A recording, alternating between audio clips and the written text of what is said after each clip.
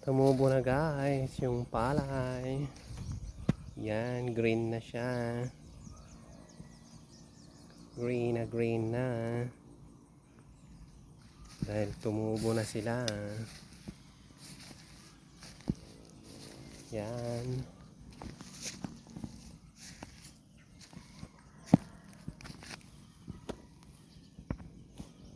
Yan siya guys, oh.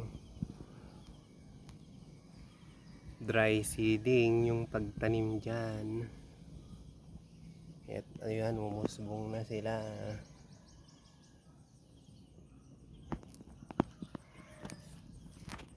Naisprehan na pala natin yan ng para damo. Yung dalawang daon na damo.